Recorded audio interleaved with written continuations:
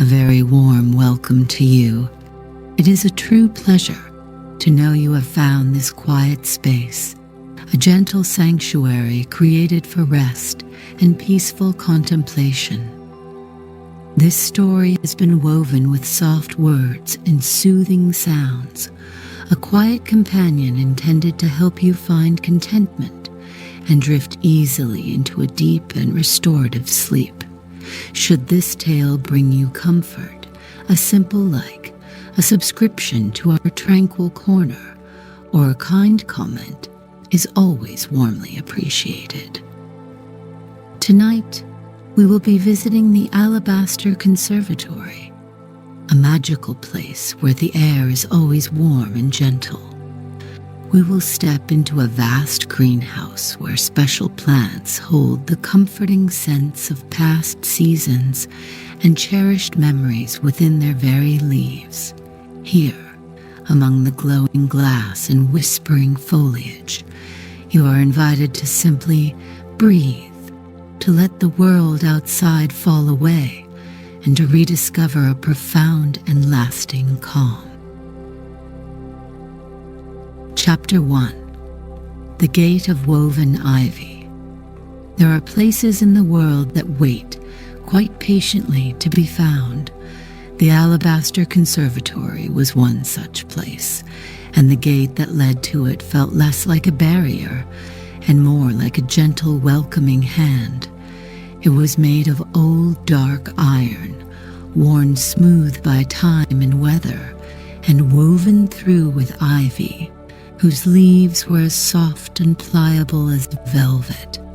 Finian rested his palm on the cool, solid metal, feeling a quiet sense of homecoming that was as surprising as it was profound. The latch lifted with a soft, well-oiled click, a sound that seemed to be the first note in a symphony of perfect peace. As he stepped across the threshold, the world truly changed. The air itself became a soft, tangible presence, warm and humid and alive with 1,000 gentle scents.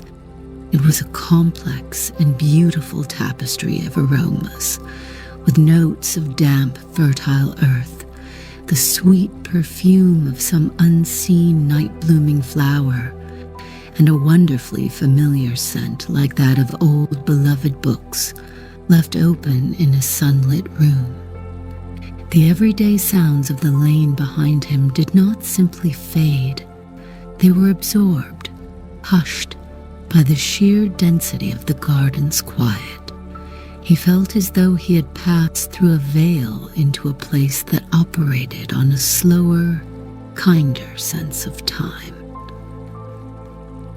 Before him, the conservatory rose like a gentle hill of captured cloud. It was a vast and elegant structure of wrought iron, its every arch and curve supporting panes of a milky, alabaster-like glass. The afternoon sun, shining through this unique glass, was diffused into a soft, even glow that filled the entire space with a light that had no sharp edges or harsh shadows. It was a benevolent light, the kind one might imagine in a pleasant dream, and it seemed to hum with a silent, peaceful energy. The sight of it settled something deep within him, a quiet assurance that this was a sanctuary built for the sole purpose of gentleness. He began to walk along a pathway made of smooth, earth-worn pavers, each one softened at the edges by a lush cushion of deep green moss. The texture was yielding under his feet, absorbing the sound of his footsteps until he moved in near silence. All around him was a profusion of life, a deep and varied greenery of every imaginable shape and texture.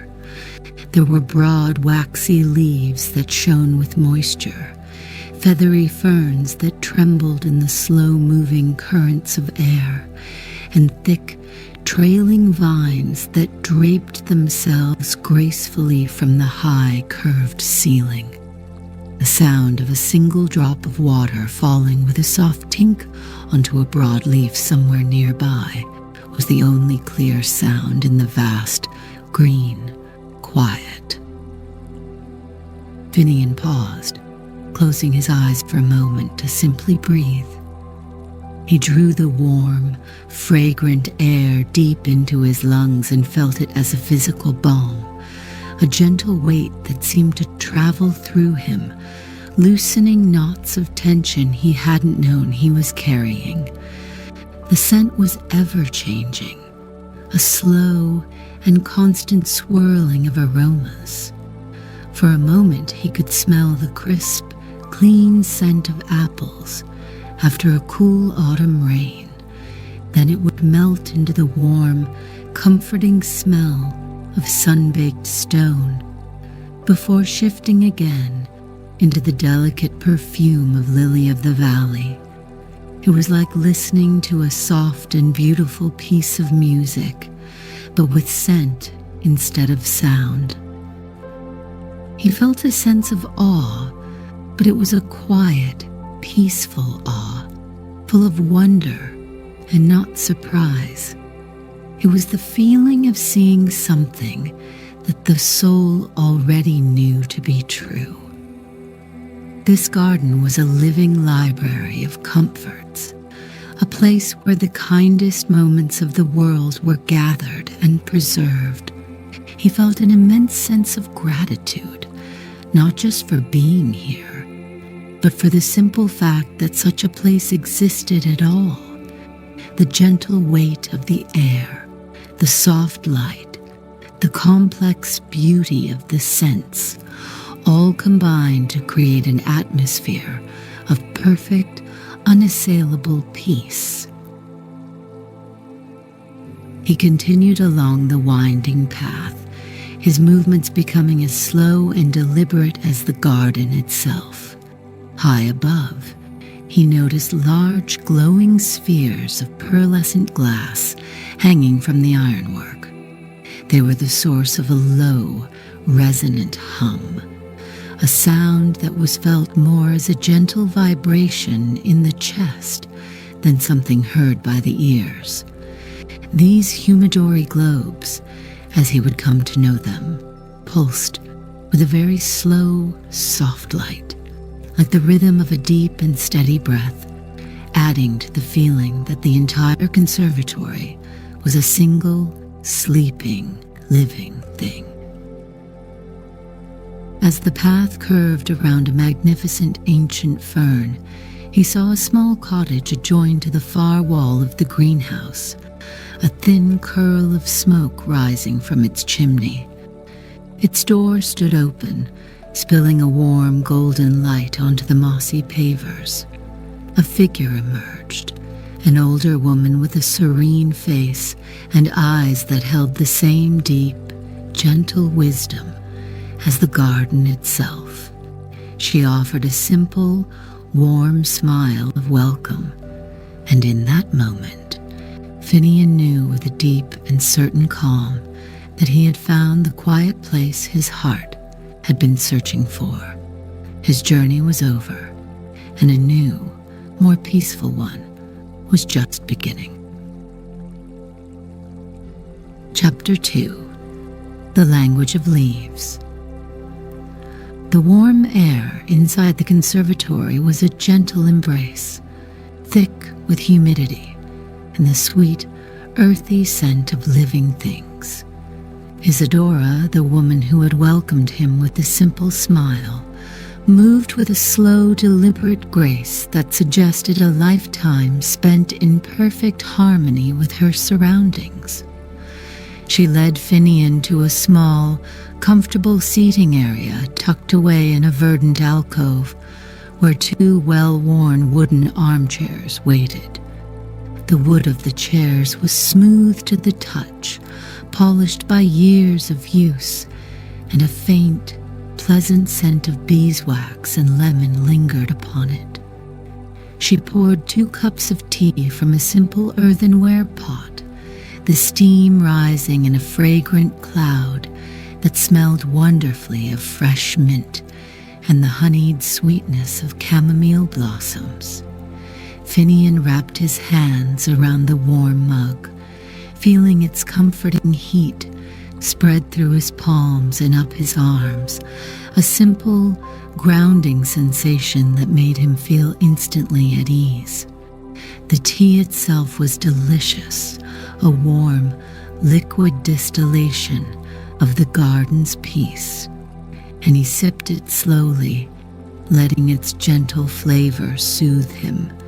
He could hear the soft, rhythmic tink-tink of water dripping nearby, a constant meditative sound that became the gentle percussion of their quiet meeting.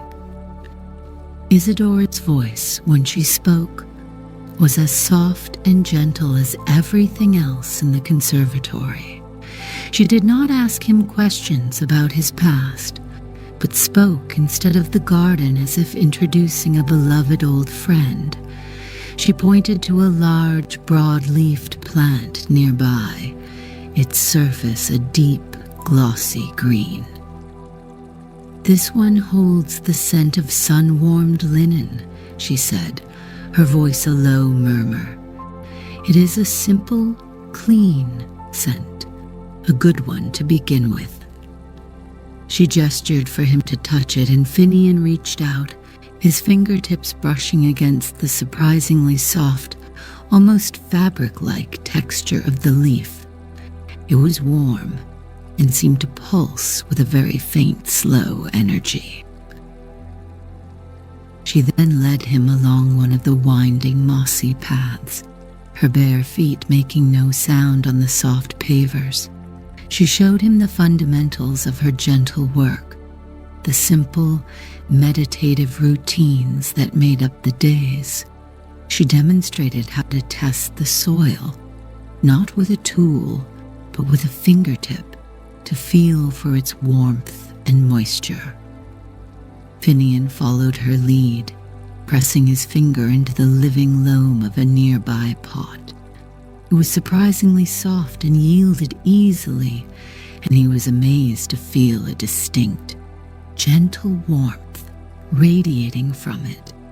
He could see the tiny, silvery phosphorescent particles sparkling in the dark, rich earth, a hidden cosmos of gentle life. Next, she showed him how to mist the leaves. She used a small copper meister that produced a cloud of vapor so fine it was like breathing on the plants. The water droplets collected on the waxy leaves like tiny jewels, and the simple act of creating this miniature, personal rainfall was deeply satisfying. The air around the misted plant immediately grew richer, its specific gentle fragrance blooming for a moment before settling back into the general aromatic tapestry of the room. He was learning that this work was a conversation, a series of gentle questions and quiet responses between caretaker and plant. The language of this place, he soon realized, was primarily one of texture. Isadora encouraged him to feel everything. He ran his hand over the velvety surface of a plant with soft gray-green leaves, which she called sage leaf fern. He felt the cool, waxy smoothness of the petals on a flower that held the scent of a winter hearth, its texture like thick, luxurious cream. Each plant had its own distinct, tactile personality, a new word in a vocabulary of touch. This focus on the physical sensation of the garden helped to quiet his mind, drawing his awareness away from his thoughts and into the present, tangible moment. He watched as Isadora pruned a single yellowed leaf from a trailing vine. Her movements were economical and full of a deep, practiced, reverence. There was no hurry, no sense of task-oriented efficiency, only a slow and loving attention to the needs of the plant. The snip of her small shears was a soft final sound. She placed the leaf in a woven basket, where it would become part of the compost that would, in time, feed the soil once more. He saw then that there were no endings here, only gentle, continuous cycles of nurturing and being nurtured. As the afternoon light softened further, the humidori globes hanging from the high ceiling began to glow a little more brightly, their pearlescent light shifting from silver to a soft, warm gold. Their low, resonant hum seemed to deepen slightly, a soothing thrum that vibrated gently through the floor and up into the soles of his feet.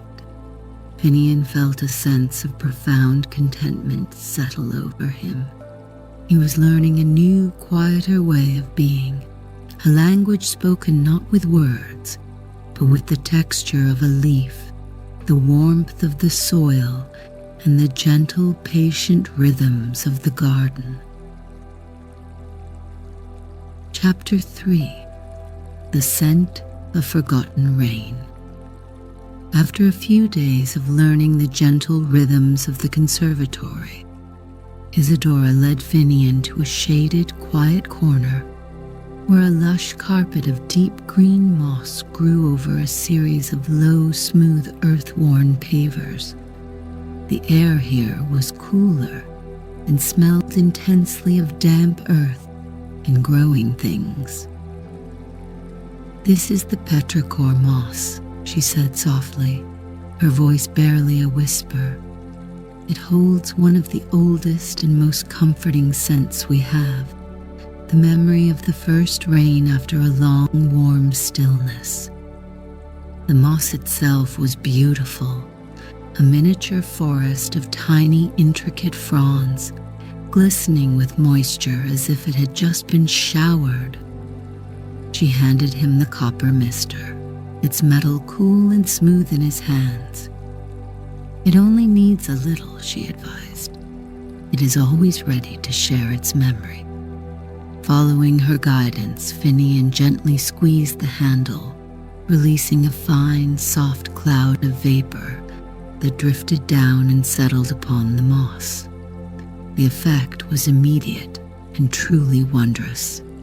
A scent rose from the damp green carpet, an aroma so vivid and so real it seemed to rewrite the very air around him. It was the deep, rich, and wonderfully clean scent of rain meeting dry, warm earth, an aroma that speaks directly to a primal and peaceful part of the soul. Finian closed his eyes, inhaling the fragrance deeply. It was more than just a scent. It was an entire atmosphere. He could feel a phantom coolness on his skin, the gentle chill that precedes a summer shower. He could hear, with an inner ear, the soft, distant rumble of thunder, a sound that held no threat, only the promise of relief. The scent was a key, unlocking a door to a memory he had not known he possessed. It was a memory of being a small child, sitting safely on a covered wooden porch, wrapped in a soft blanket, watching the world drink in a much-needed rain. The memory was profoundly comforting. He could feel the solid, smooth wood of the porch beneath him and sensed the gentle weight of the blanket over his legs. He could smell the faintest scent of the rain on the dusty wooden railings and the sweet perfume of the damp flowers in his mother's garden. The world in that memory was simple, safe, and deeply peaceful. There was nothing to do but watch the gentle spectacle of the rain, to listen to its soft rhythmic drumming on the roof, a sound that was a perfect lullaby. The overwhelming feeling was one of absolute security, of being sheltered and cared for. He let the feeling wash over him, a wave of pure, uncomplicated tranquility. His own breath had slowed, deepening to match the unhurried rhythm of the memory's gentle rainfall. A pleasant, heavy warmth spread through his limbs, as if he were still wrapped in that soft childhood blanket. 1,000 tiny worries and concerns of the mind simply dissolved in the face of such a profound and simple peace. The scent of the moss had provided not just a smell, but a state of being, a direct connection to a moment of perfect, untroubled calm. When he opened his eyes, the conservatory was exactly as it had been, yet he felt changed. The soft golden light filtering through the alabaster glass seemed warmer, the gentle hum of the humidori globes more soothing. Isadora was watching him with her usual serene smile, her eyes full of a quiet understanding. She knew the gentle power of the garden, the deep comfort its memories could provide. She offered no words, knowing that the experience was beyond their reach, a personal and quiet gift from the moss itself. Finian reached out and gently touched the surface of the petrichor moss. It was cool and soft, springy and alive beneath his fingertips. He felt a deep and abiding sense of gratitude for this small patch of green, this quiet keeper of such a beautiful and peaceful feeling. It was a kind of magic he could understand, a magic rooted in the simple, beautiful things of the world, the rain, the earth, and the quiet comfort of a cherished, gentle memory. He stood up, feeling more grounded and centered than he had in a very long time. The scent still lingered in the air around him, a soft, clean reminder of the peace he had just experienced. He knew this was a memory he could return to now, a feeling he could access through the simple act of tending to this remarkable plant. He had been given a key, and he would treasure it.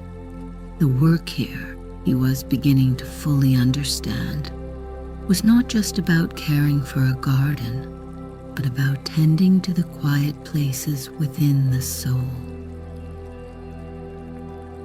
Chapter 4.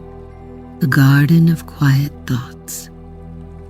The days in the Alabaster Conservatory began to melt one into the next, each one a soft echo of the one before, distinguished only by the subtle shifts in light and the different comforting scents that chose to lead the day's gentle chorus.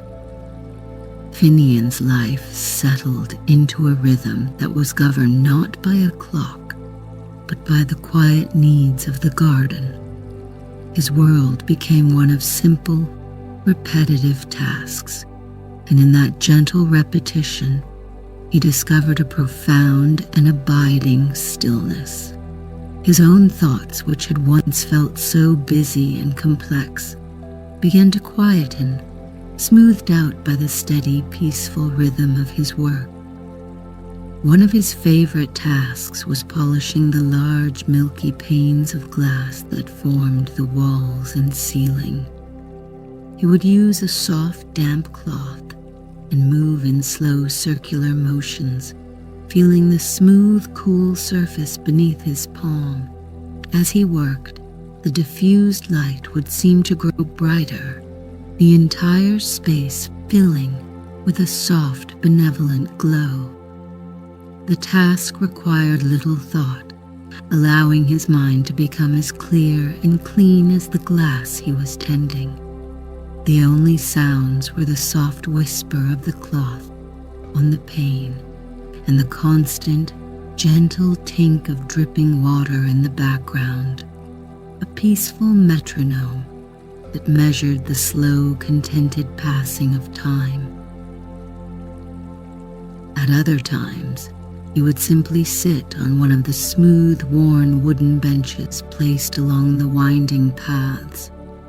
He learned to be still, to let the world of the conservatory unfold around him without any need for action. He would close his eyes and focus on his breathing, drawing in the complex, layered air. He learned to identify the different aromas, the sharp, clean note of the mint leaf geranium, the warm, almost spicy scent of the winter's hearth bloom, and the deep, grounding smell of the living loam. The air itself was a gentle nourishment, and simply breathing it in felt like an act of restoration. He began to feel a deep, intuitive connection to the plants. He could sense, before Isadora would point it out, when a particular fern needed misting from the subtle shift in the texture of its leaves. He learned to recognize the silent request for water in the slight, almost imperceptible droop of a blossom. It was a quiet, wordless communication, a sense of empathy that grew from hours of patient observation and gentle care. He was no longer just a caretaker in a garden. He felt himself becoming part of its slow, green, breathing life. This deep connection fostered a profound inner quiet. The need to fill silence with thoughts or words simply fell away. He could spend an entire afternoon with Isadora, working side by side in perfect, companionable silence, their shared understanding conveyed through a simple glance or a shared smile. Their communion was with the garden, and through it, with each other. The conservatory was a world of being, not doing, a place where one's value was measured not by accomplishment, but by the quality of one's gentle presence. He loved to watch the humidori globes in the late afternoon. As the temperature outside began to cool, they would begin to release their stored moisture. A fine, almost invisible mist would descend into the garden, and the aromas would become richer, deeper. The soft, pearlescent light within the globes would pulse with a slow, steady rhythm, and Finian found that his own heartbeat would often slow to match its placid, restful pace. The gentle thrumming of the globes was a constant, soothing vibration, a physical reassurance of the garden's deep, unbroken peace. His own body felt different here. The gentle weight of the warm, humid air had uncoiled a deep-seated tension in his shoulders and back. His movements became more fluid, more unhurried. The simple act of walking along the mossy paths was a pleasure, feeling the soft, yielding surface under the soles of his feet. He felt deeply embodied, his awareness drawn down from the busy chatter of his mind and into the simple, peaceful sensations of the present moment. He was a creature of warmth and soft light and gentle sound, just like the plants he now cared for. He would often pause his work and simply rest his hand on the broad leaf of a large, healthy plant. He would feel the soft, living texture beneath his palm and the faint, slow pulse of life within it. In these moments, he felt a gratitude so profound it was almost overwhelming.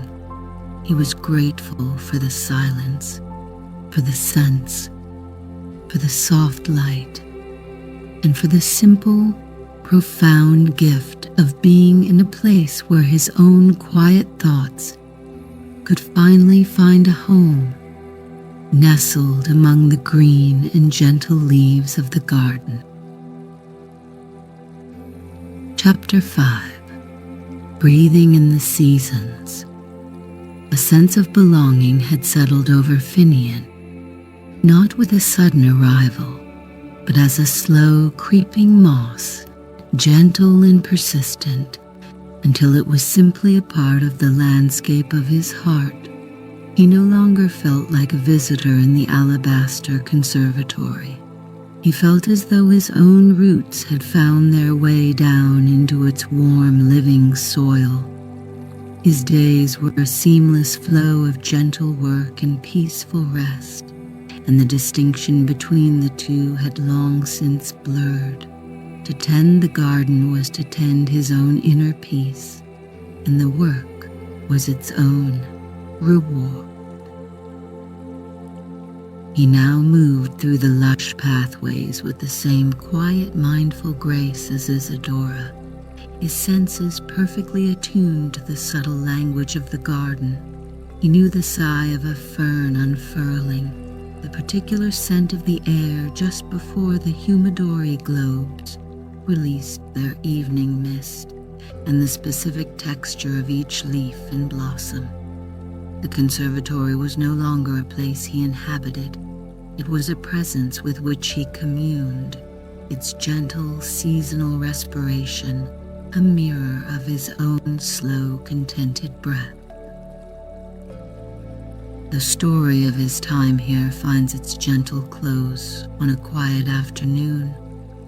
The light through the alabaster glass is soft and golden as honey.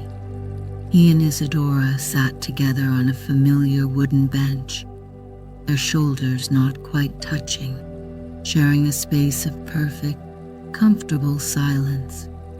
Between them, on a small potting table, was a new bloom on the sun-warmed linen plant.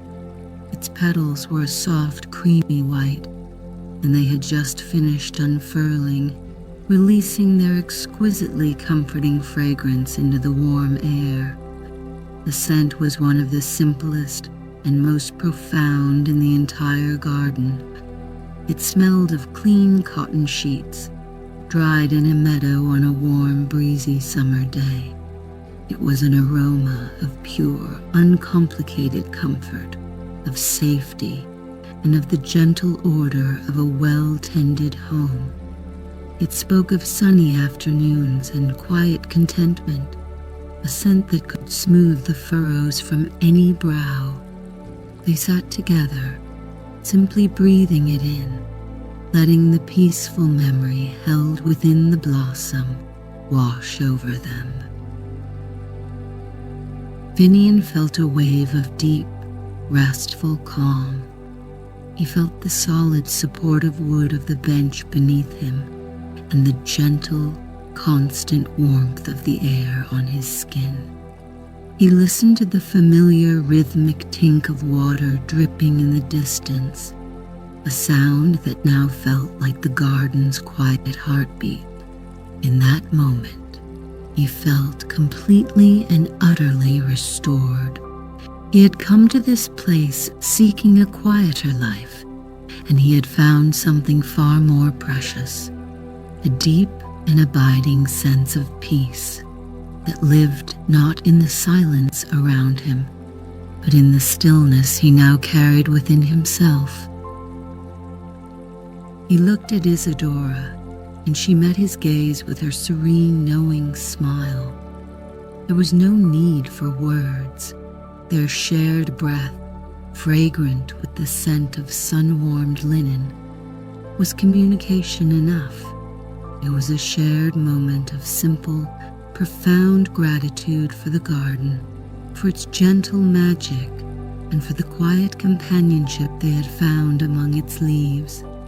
The cycle would continue, new blooms would open and old leaves would fall, and they would be here to witness it all, their presence a part of the garden's ongoing peaceful story.